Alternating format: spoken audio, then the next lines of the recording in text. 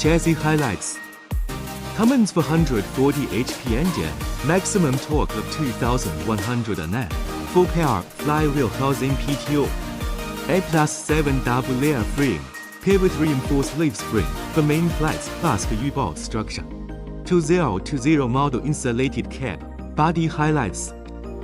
Extended auxiliary trough meets the needs of different construction sites. 3-in-1 operation when on closed hydraulic system. 800 liters large capacity carbon steel water tank, pneumatic water supply. In cold regions, water tank heating optional.